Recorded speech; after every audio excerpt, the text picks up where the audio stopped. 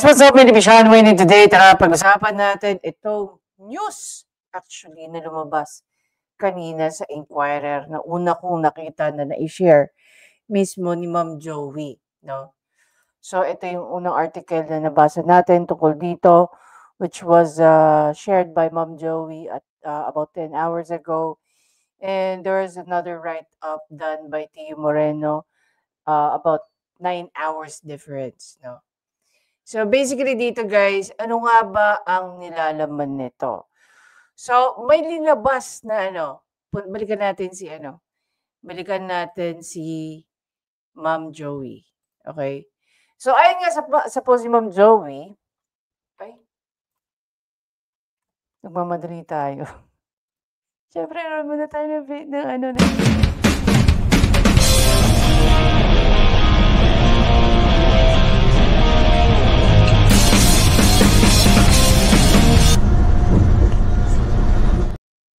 There you go, guys. Palagay natin ito ng maganda para mas ma-appreciate nyo. Ayan. So, dito sa pinost ni Ma'am Joey, sabi niya rito, the Court of Appeals has found Philippine National Police Chief General Nicolas Torre III and 4 other police officers responsible and accountable for the disappearance of Bicol activist Felix Salaveria Jr.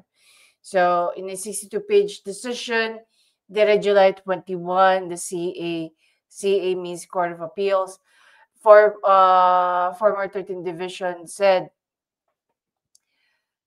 Torre, who was the director of the Criminal Investigation and Detection Group, or the CRDG at the time, and the other police officers failed to exercise extraordinary diligence in an interview, in investigating the case. Yan. So, sabi niya na Ma'am Joey, the inquiry report, dun sa kanyang comment section. Ayan. So, as you can see here, so it was just posted earlier today at 5:40 a.m. So, sinasabi nga rito, si A Flag Story, other cops laxity in Bicol activist case. Okay?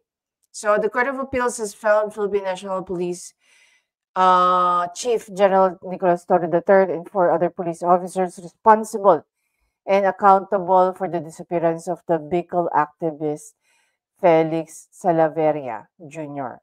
So the court also extended legal protection to Salaveria's daughters by granting them the privileges of writ of amparo and habeas dira.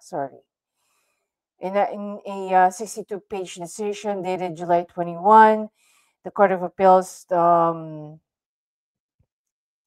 21 pa pala to, no? Ngayon lang na news na 10 days after. The CA's former 13th Division said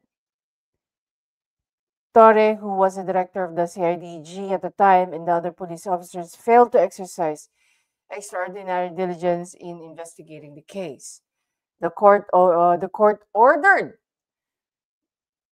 National Police Commission and the PNP to conduct a serious, effective, and thorough investigation into the case of Salaveria, who was allegedly abducted by law enforcement agents.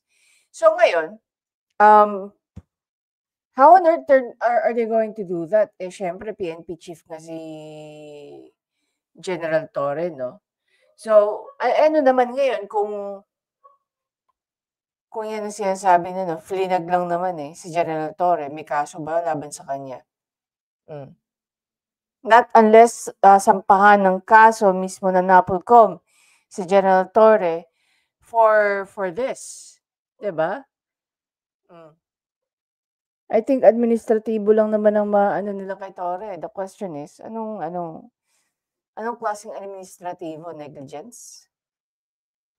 And what would happen to him kung ma-found guilty siya? But obviously, based sa findings po ng Court of Appeals, na meron ngang lumalabas dito na negligence.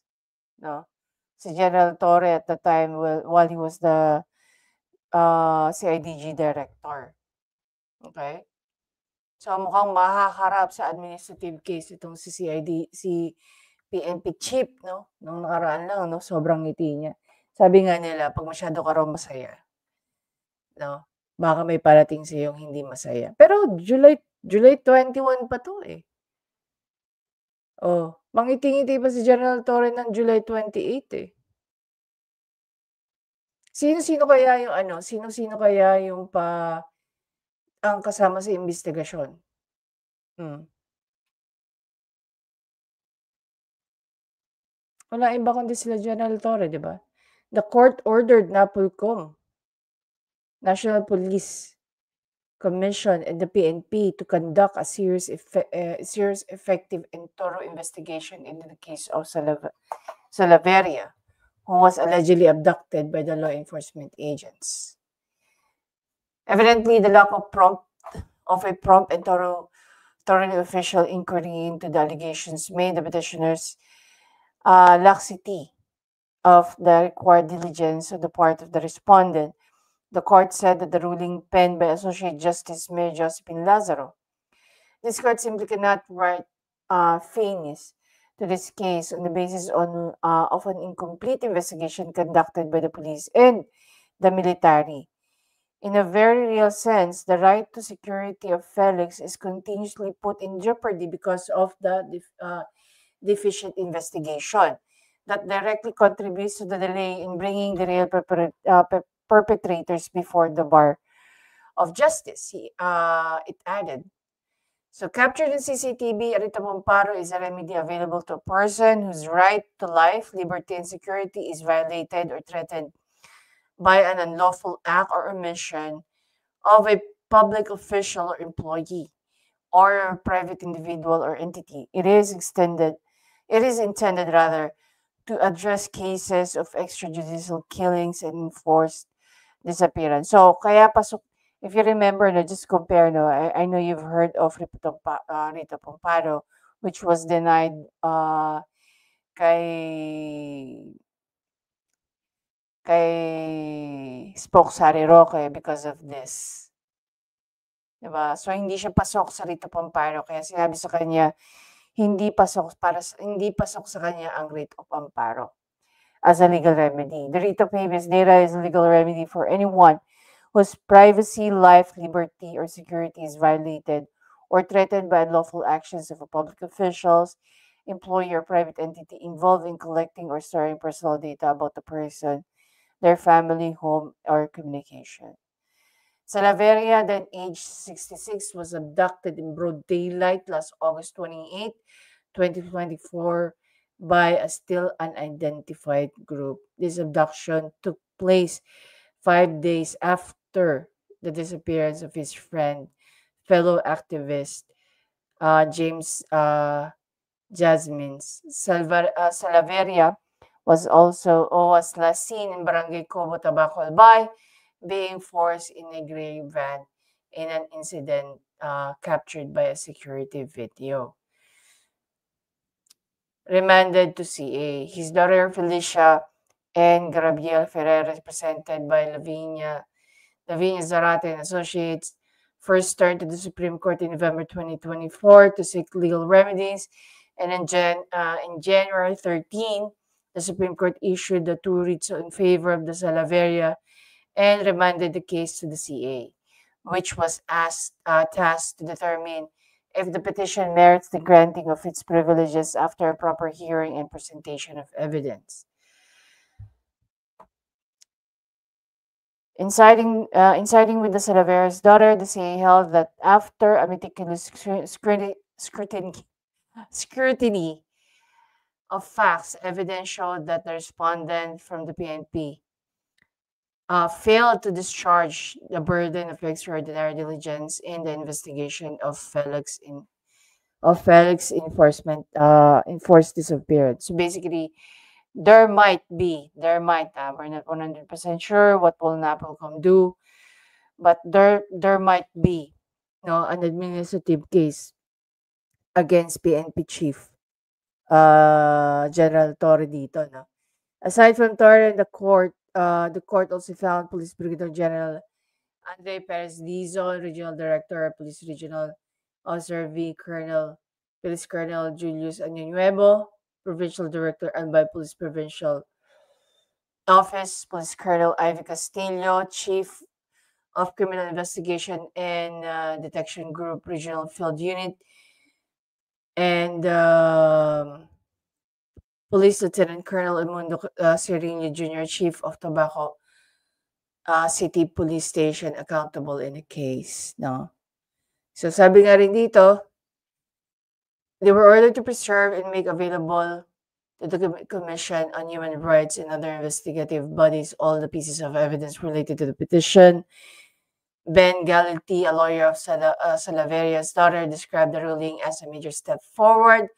Hopefully, if the respondent comply fully, they could lead to the surfacing of Felix, T said in the statement. Now, even the state continues to evade responsibility and hide the truth.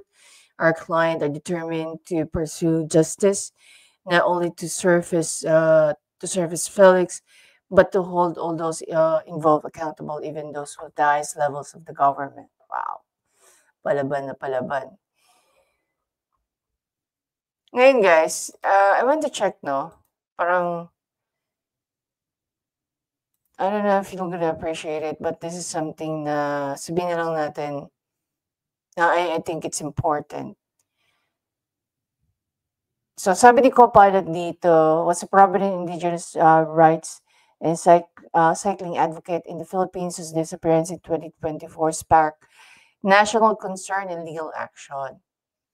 Now, founding member ito ng kabataan para sa tribong Pilipino, katribo at ang tunay na alyansa ng bayan alay sa mga katutubo. Both focus on indigenous rights, active member of Cycling Advocates, SICAD, promoting sustainable transportation, former student activist during the Marcos dictatorship. Wow. So, tingnan natin yung timeline, no? So, nawala siya ng August. Nawala yung friend niya ng August 23 na si Mr. James, no? After attending yung birthday ni Mr. Felix. Then, on August 28, almost 5 days after, si Salaveria naman yung nawala. Okay, in broad daylight. Then, in November 2024, his daughters filed petition for legal remedies with the Supreme Court. That I don't know. Siguro yun na nga yung writ. So, in January 13, 2025, Supreme Court issues writ of amparo and habeas data. And then, come July 21, after 7 months, so nariman po yung nariman po sa Court of Appeals yung kaso. So, in July 2021, Court of Appeals rules police failed to investigate properly and hold several officers accountable. Again, gusto natin malaman kung pinapafailan ba nila or mapafailan ba ng administrative case itong sila General Torre. That is something that we need to understand. And definitely, hindi rin naman kila General Torre ito ipapahandle. Diba? Utusan mo ba yung PNP chief mo? Of course not. Ngayon pa naman meron din problema ang CIDG. Diba? So, a broader implication is Salvatierra and Salaveria and as means are counted as the 14th and 15th desaparecidos under the Ferdinand Marcos. Dami na. Under Ferdinand Marcos Jr. administration, human rights groups and legal experts describe the disappearance as professional operation likely involving state forces. Their cases highlight ongoing concerns about enforced disappearance and state accountability. Yan po yung sabi dito. So basically dito sa sinulat ni Tio, sinamrise niya lang kung ano ang sinabi ng news article, no? Tungkol sa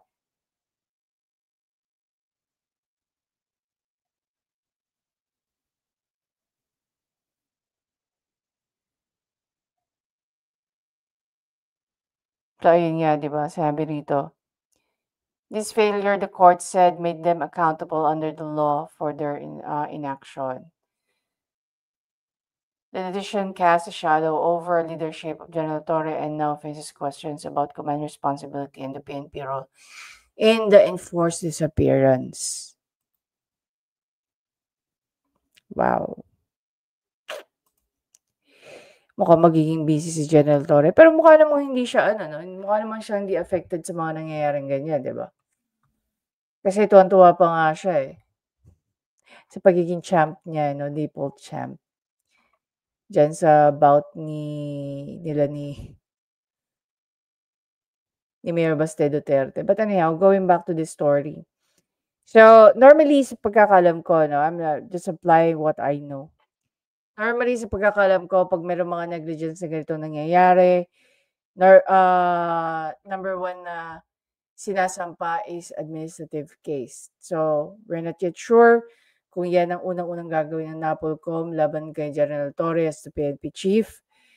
And I don't know if the DILG secretary will gonna do something about that. Maraming ano eh. Now the question is, of all naman, diba, of all cases, 14 and 15 na, no?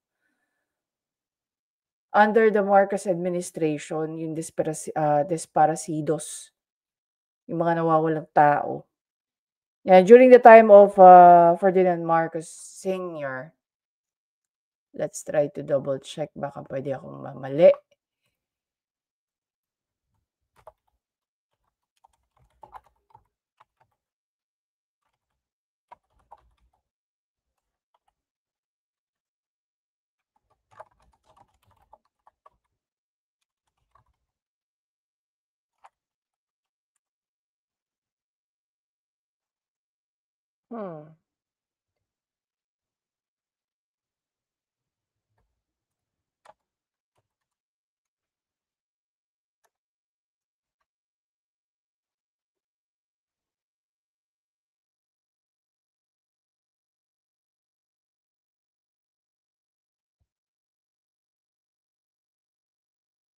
Sabi dito sa ano, over 1,000 individuals nung panahon ni Marcos Sr. 1,000. But that's about 21 years of 21 years of leadership.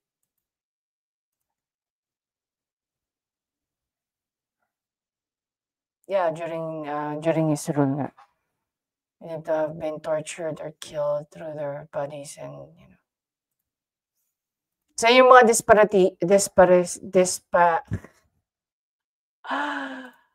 oh Lord. Desaparecidos. Desaparecidos. Nabubulol ka na, hindi mo pa masabi. So yung mga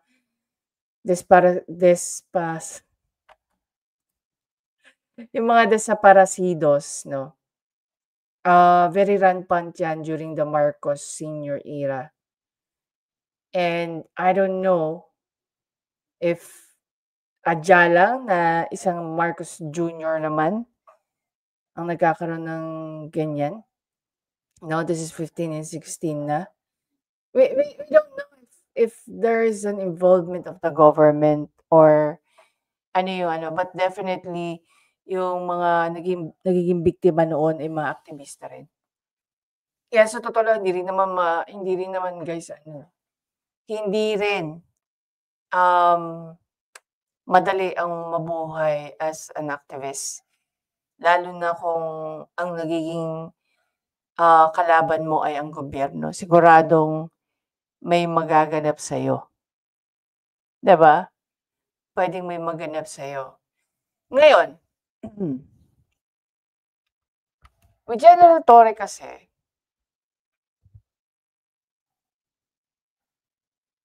ganun ba kahirap maimbestigahan yung kaso nito ni Mr. Felix na umaabot sa punto na sasabihin ng Court of Appeals na there was a negligence?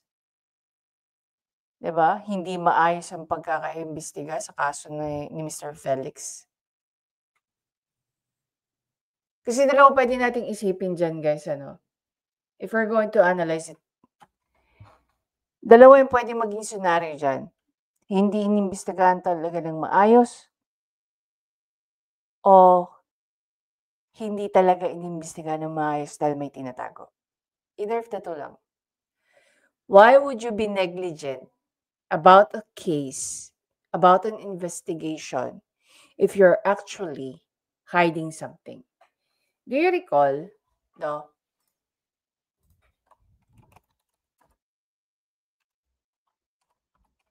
Just wanna make sure na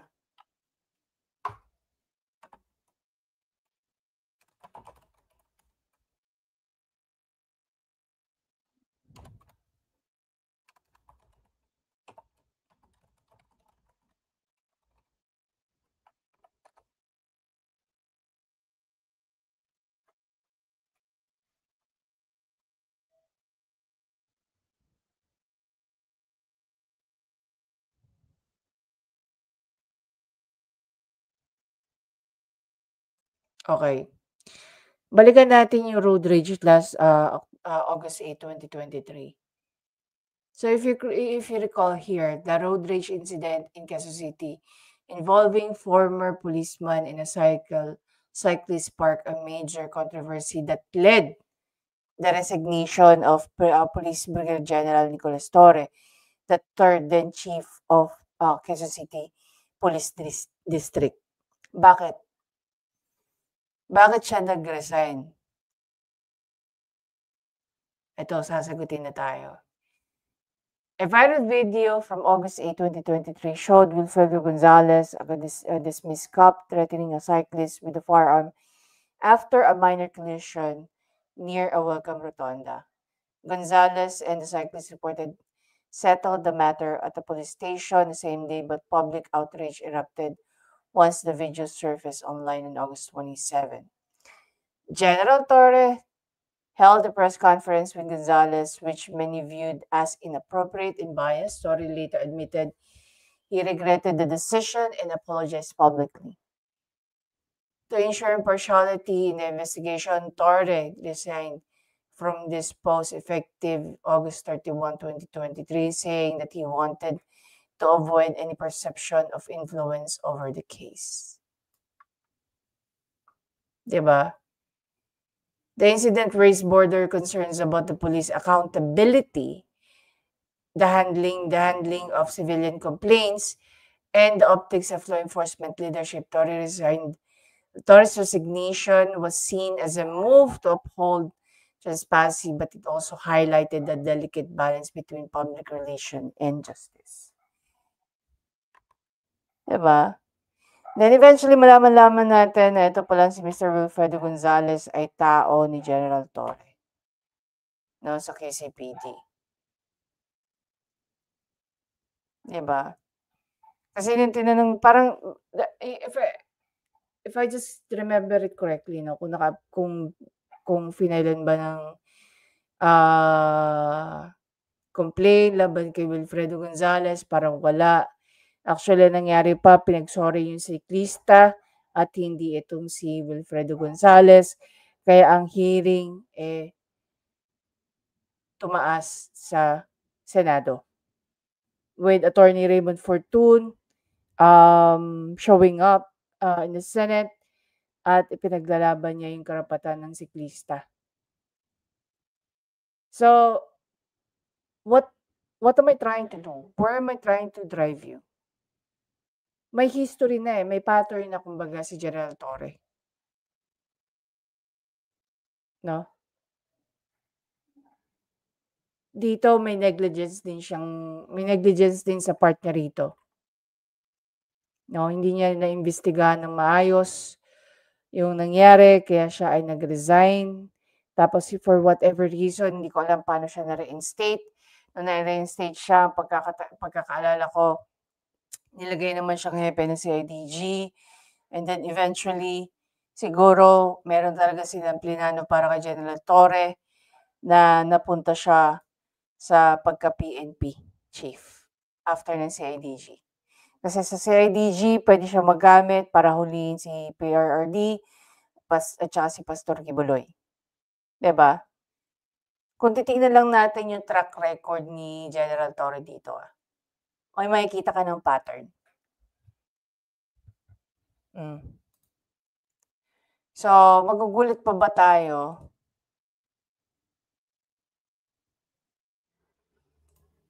kung nakita natin ito? That the Court of Appeals hold PNP Chief General Torre accountable for activist disappearance.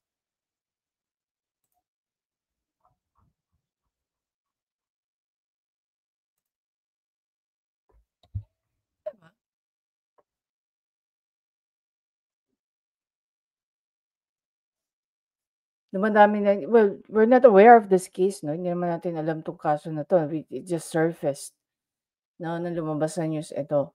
I'm very sure alam naman siguro ni General Torre na lumabas na itong desisyon ng Court of Appeals at meron pa siyang nakabinbin na kaso, no? Nakabinbin na investigasyon na ginagawa laban sa kanya sa Office of the Ombudsman. Unfortunately,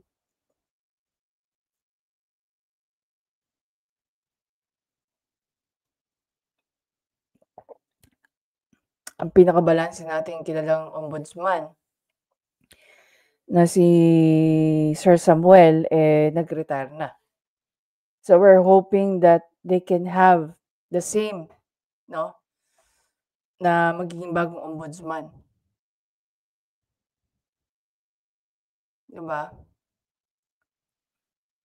At hindi si Boying Remulla.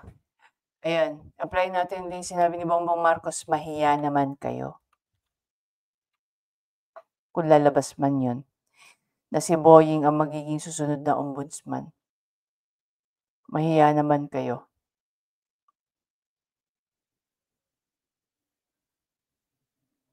Anyway guys, again, maraming salamat sa panonood. Please don't forget to subscribe, like, at i-comment nyo kung ano sa tingin nyo ang mangyayari dito sa sa ongoing case na to ni Mr. Felix Salaverria Jr.